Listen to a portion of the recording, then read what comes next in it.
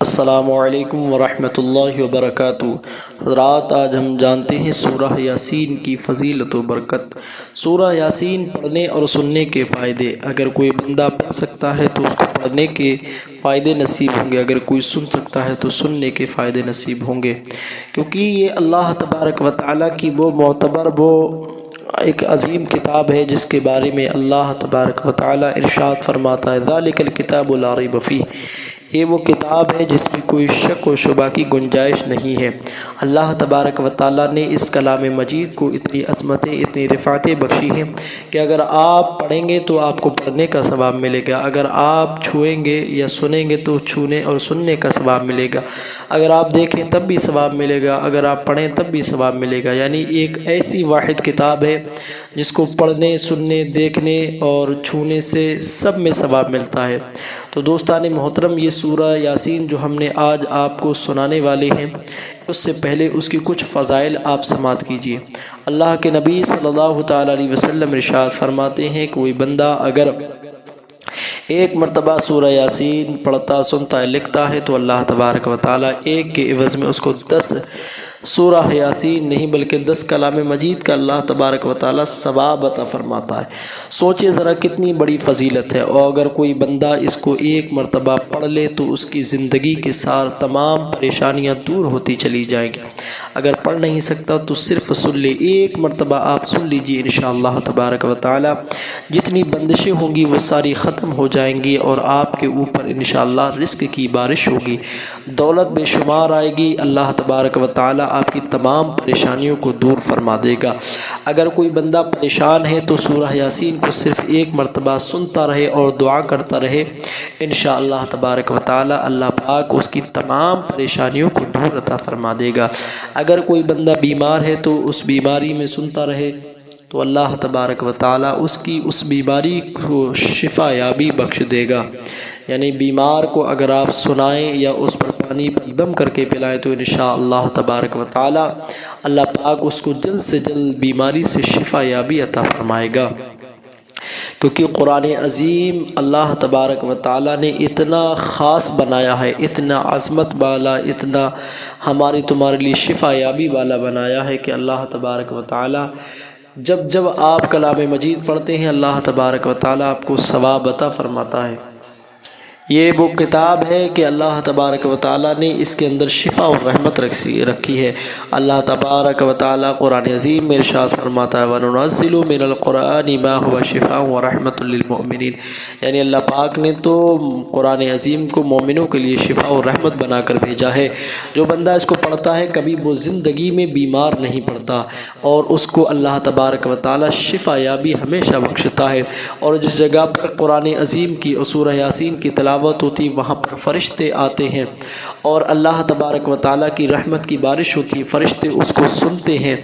اور اس کے نامہ اعمال میں نیکیاں لکھتے ہیں، اس کی تمام پریشانیوں کو دور کر دیا جاتا ہے، اس کے تمام رکاوٹوں کو دور کر دیا جاتا ہے، اس کی تمام تنگ دستی کو دور کر دیا جاتا ہے، اس کے لیے رزق کے دروازے کھول دیے جاتے ہیں، کیونکہ اللہ تبارک و تعالیٰ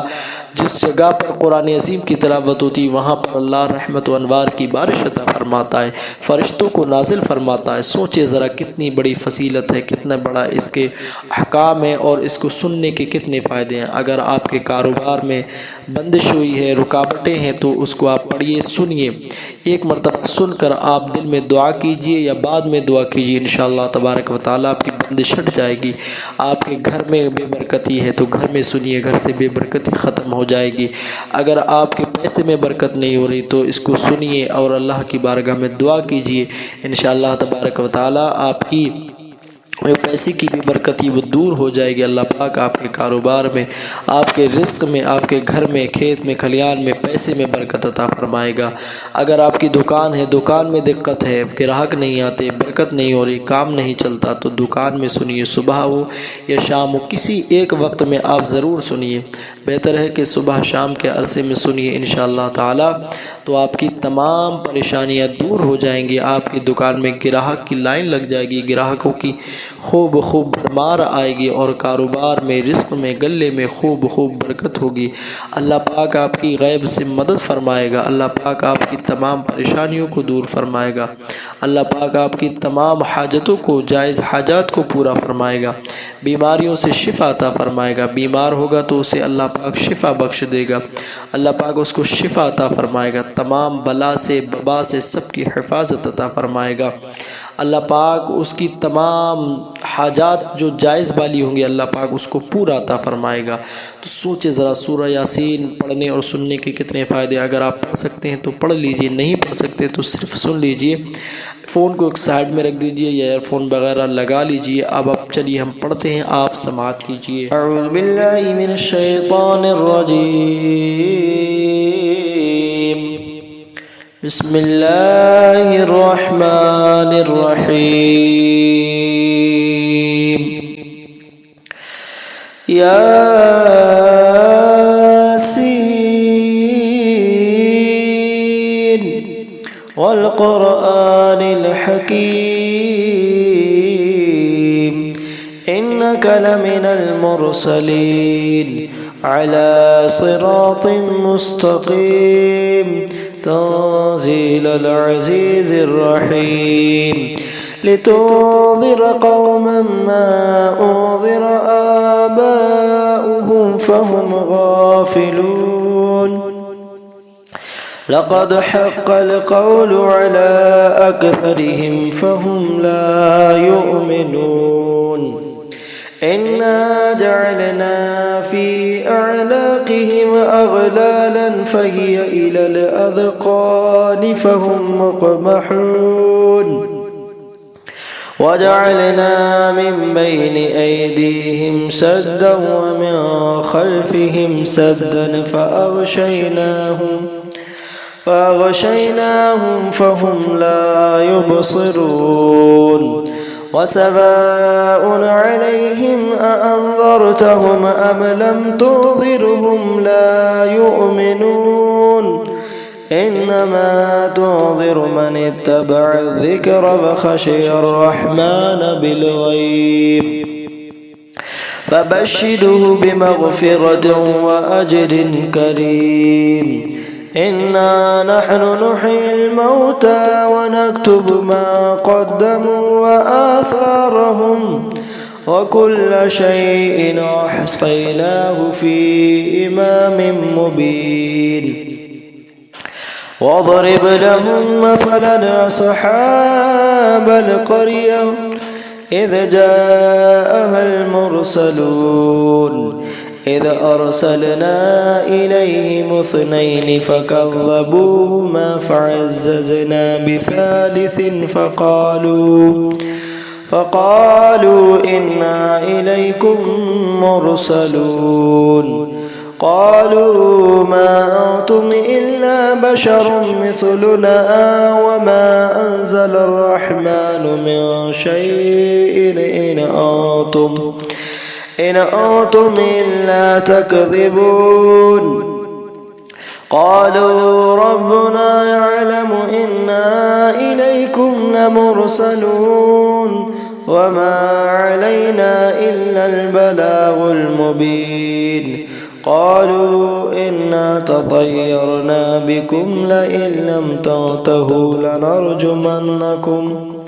لنرجمنكم وليمسنكم منا عذاب أليم قالوا طائركم معكم وإن ذكرتم بل أنتم قوم مسرفون وجاء من أقصى المدينة رجل يسعى قال يا قوم اتبعوا المرسلين اتبعوا من لا يسألكم أجرا وهم مهتدون وما لي لا أعبد الذي فطرني وإليه ترجعون أتخذ من دونه آلهة إن يردني الرحمن بضر لا تغني عني شفاعتهم عني شفاعتهم شيئا ولا ينقذون إني إذا لفي ضلال مبين إني آمنت بربكم فاسمعون قيل ادخل الجنة قال يا ليت قومي يعلمون بما غفر لي ربي وجعلني من المكرمين وما أنزلنا على قومه من بعده من جود من السماء وما كنا منزلين إن كانت إلا صيحة واحدة فإذا هم خامدون يا حسرة على العباد ما يأتيهم من رسول إلا كانوا به يستهزئون ألم يروا كما هلكنا قبلهم من القرون أنهم إليهم لا يرجعون وإن كل لما جميع لدينا محضرون وآية لهم الأرض الميتة وأحييناها وأخرجنا منها حبا فمنه يأكلون وجعلنا فيها جنات من نخيل وأعناب وفجرنا فيها من العيون ليأكلوا من ثمره وما عملته أيديهم فلا يشكرون سبحان الذي خلق الأزواج كلها مما تنبت الأرض ومن أنفسهم ومما لا يعلمون وآية لهم الليل نسلخ منه النهار فإذا هم مظلمون والشمس تجري لمستقر لها ذلك تقدير العزيز العليم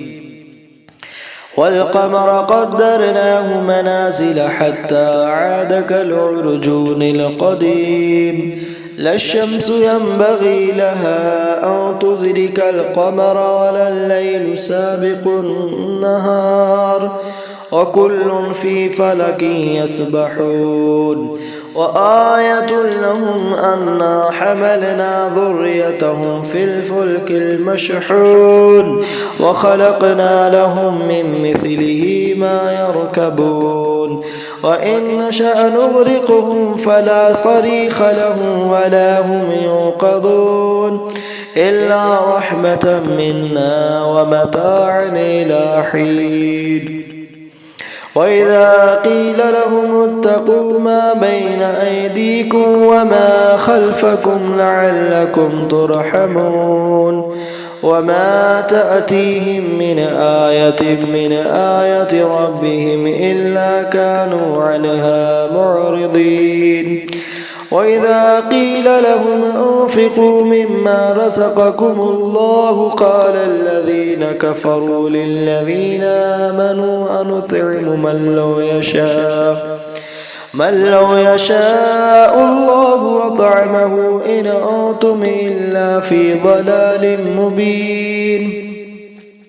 ويقولون متى هذا البعد إن كنتم صادقين ما ينظرون إلا صيحة واحدة تأخذهم وهم يخصمون فلا يستطيعون توصية ولا إلى أهلهم يرجعون ونفخ في الصور فإذا هم من الأجداث إلى ربهم ينسلون قالوا يا ويلنا من بعثنا من مرقدنا هذا ما وعد الرحمن وصدق المرسلون إن كانت إلا صيحة واحدة فإذا هم جميع لدينا محضرون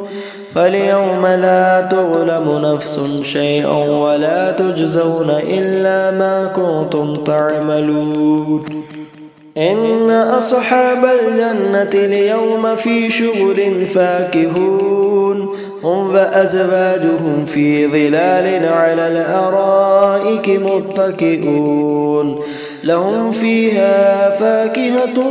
ولهم ما يدعون سلام قولا من رب رحيم وامتازوا اليوم أيها المجرمون ألم أعهد إليكم يا بني آدم ألا تعبدوا الشيطان إنه لكم عدو مبين وأن اعبدوني هذا صراط مستقيم ولقد أضل منكم جبلا كثيرا فلم تكونوا تعقلون هذه جهنم التي كنتم توعدون اصلوها اليوم بما كنتم تكفرون اليوم نختم على أفواههم وتكلمنا أيديهم وتشهد أرجلهم بما كانوا يكسبون ولو نشاء لطمسنا على أعينهم فاستبقوا الصراط فأنى يبصرون ولو نشاء لمسخناهم على مكانتهم فما استطاعوا مضيا ولا يرجعون ومن نعمره ننكسه في الخلق أفلا يعقلون وما علمناه الشعر وما ينبغي له إن هو إلا ذكر وقرآن مبين لينذر من كان حيا ويحق القول على الكافرين أولم يروا أنا خلقنا لهم مما عملت أيدينا أنعاما فهم لها مالكون وذللناها لهم فمنها ركوبهم ومنها يأكلون ولهم فيها منافع ومشارب أفلا يشكرون واتخذوا من دون الله آلهة لعلهم ينصرون لا يستطيعون نصرهم وهم لهم جند محضرون فلا يحزنك قولهم إنا نعلم ما يسرون وما يعلنون أولم ير الإنسان أنا خلقناه من نطفة فإذا هو خصيم مبين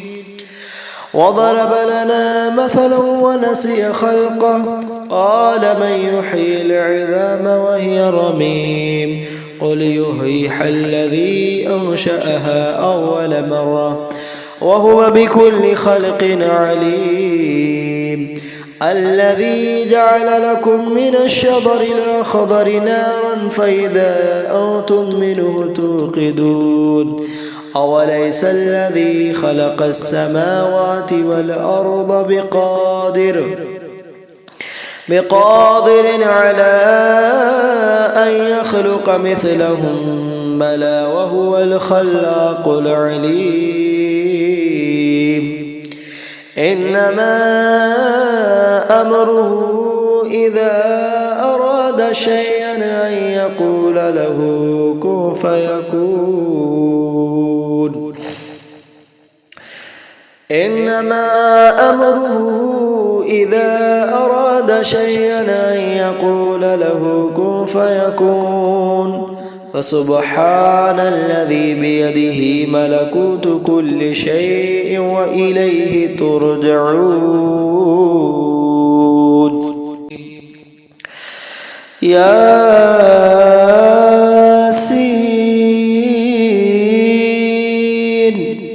والقرآن الحكيم إنك لمن المرسلين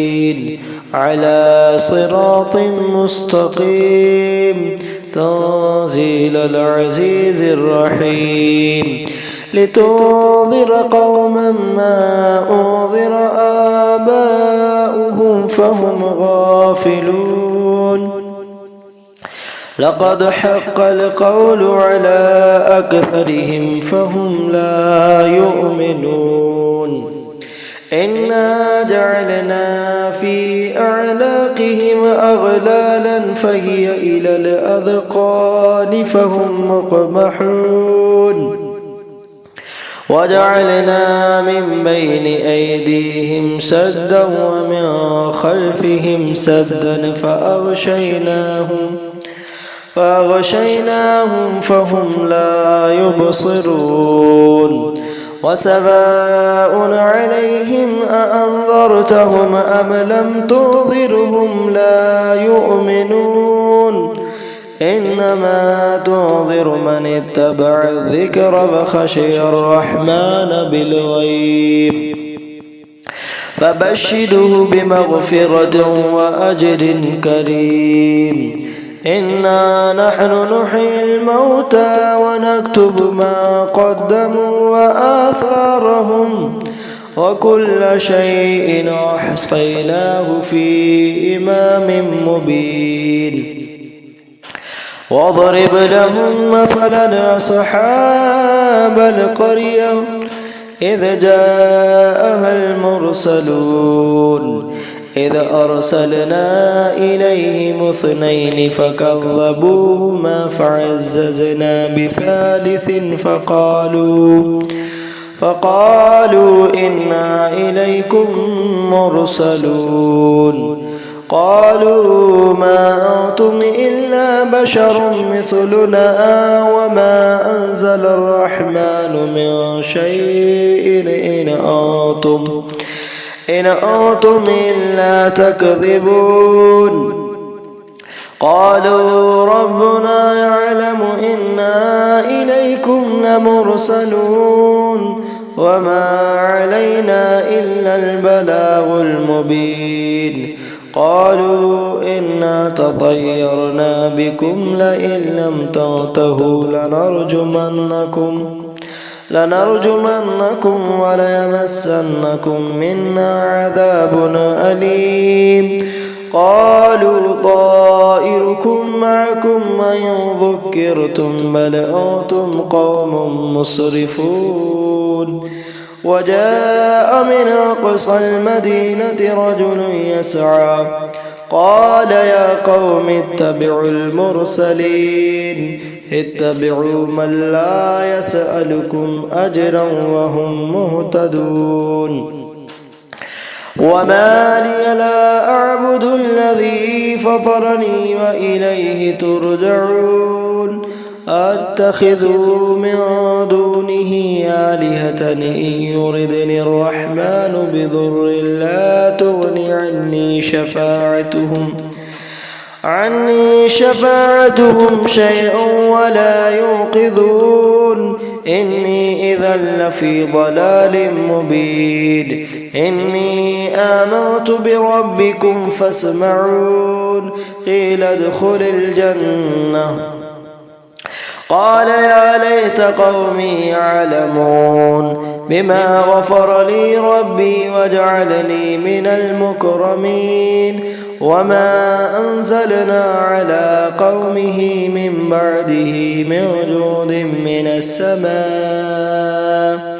من السماء وما كنا منزلين إن كانت إلا صيحة واحدة فإذا هم خامدون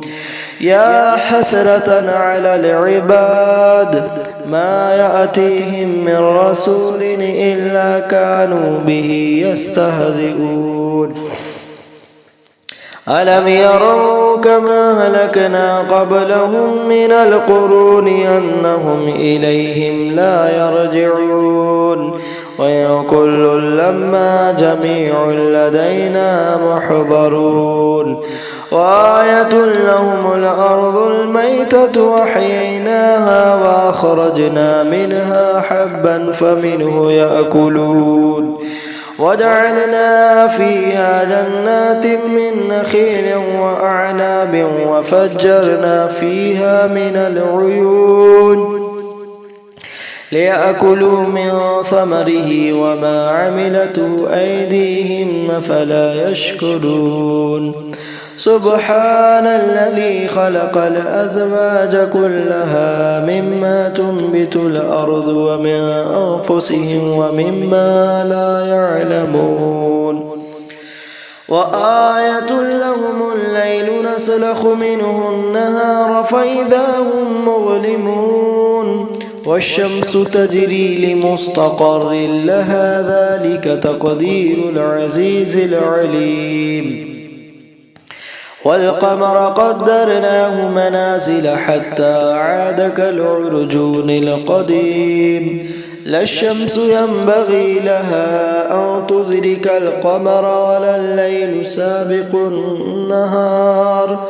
وكل في فلك يسبحون وآية لهم أنا حملنا ذريتهم في الفلك المشحون وخلقنا لهم من مثله ما يركبون وإن نشأ نغرقهم فلا صريخ لهم ولا هم ينقذون إلا رحمة منا ومتاعا إلى حين